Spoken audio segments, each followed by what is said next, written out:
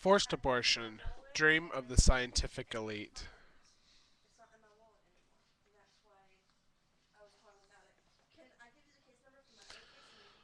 Harrowing story of Chinese woman beaten, abducted, and forcibly ejected by government goons serves as a stark reminder that the White House science czar also embraces mandatory killing of baby killing by the state.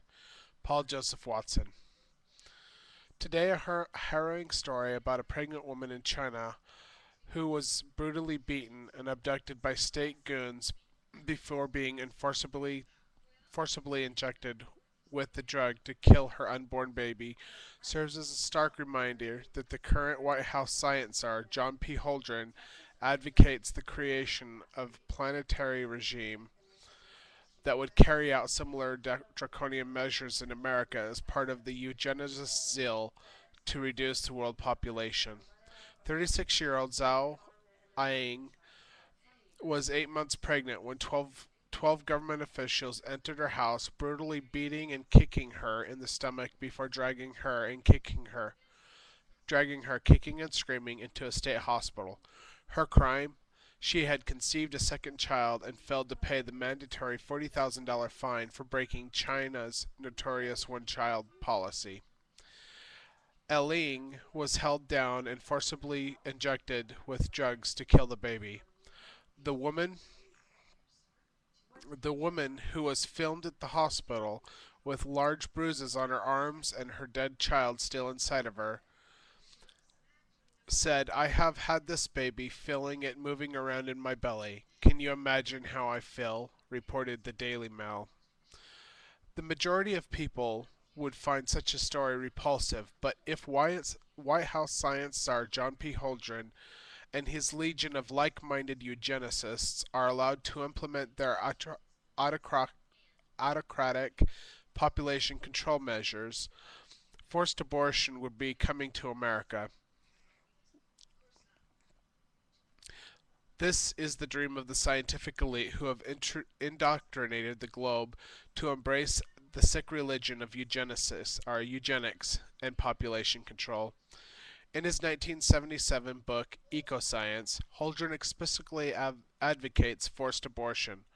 Holdren's co-author was Paul Ehrlich, famous for his speculatory, inaccurate predictions about how overpopulation would destroy the environment.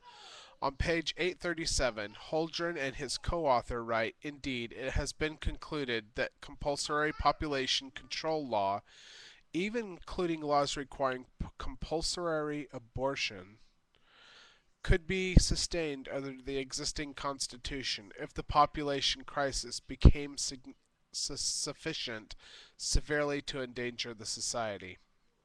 On page 786, Holdren explains how single mothers should have their babies taken away by the government, and failing that, to be forced to have abortions. Quote, "One way to carry out this disapproval might be to insist that all illegitimate babies be put up for adoption, especially those born to minors, who are generally not capable of caring properly for the child alone. If a single mother really wished to keep her baby, she might be obliged to go through adoption proceedings and demonstrate her ability to support and care for it. Adoption proceedings probably should remain more difficult for single people than for married couples, in recognition of the relative difficulty in raising a child alone. It would even be possible to require pregnant single women to marry or have abortions, perhaps an alternative to the placement for adoption, depending on the society.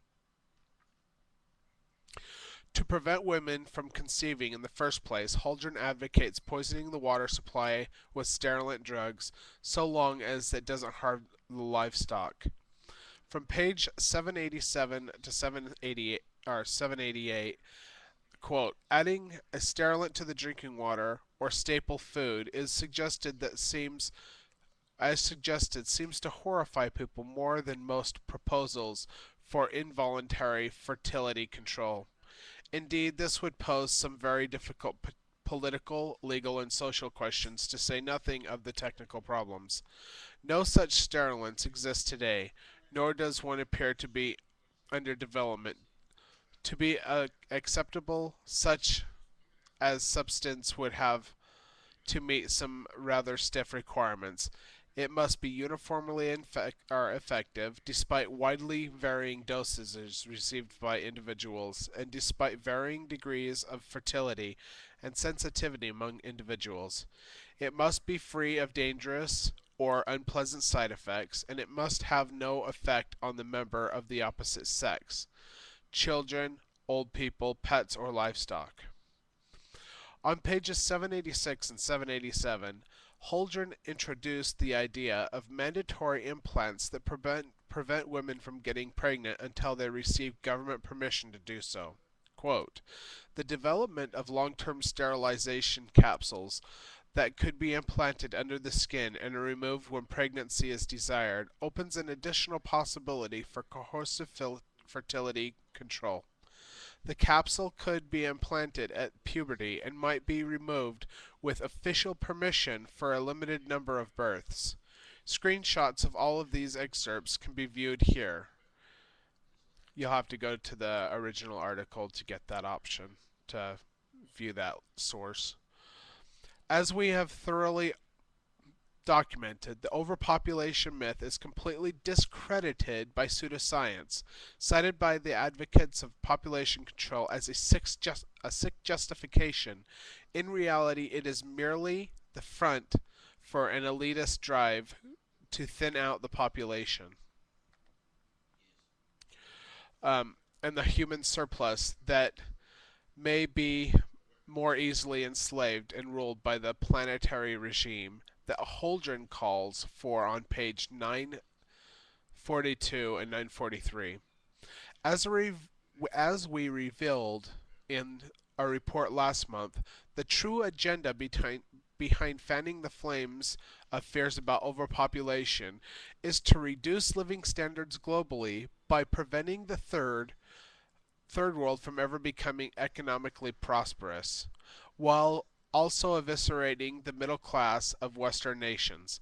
A leaked UN blueprint concerning the need for re-energize the move towards global government outlined the plan to rebrand global warming as overpopulation, as a means of dismantling the middle class by encouraging them from having children.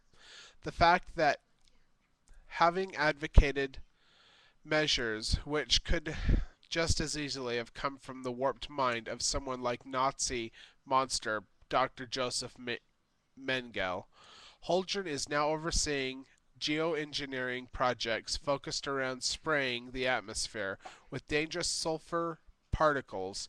The threat is clear. We literally have mad scientists who want to abduct pregnant women and kill their babies in charge of scientific policy and the multiple billion-dollar budget that goes with it. Now Holdren is still being paid with taxpayer money to craft environmental and public health policies, when he has openly advocated forced abortions and illegal mass sterilization programs, is a damning indictment of how the inmates are running the asylum. It is time to take Bernie Madoff Treasury Secretary. I'll say that again. Is it time to take Bernie Madoff's Treasury Secretary? Why don't we put Charlie Manson in charge of education? Or how about Kim Jong-il as foreign ambassador?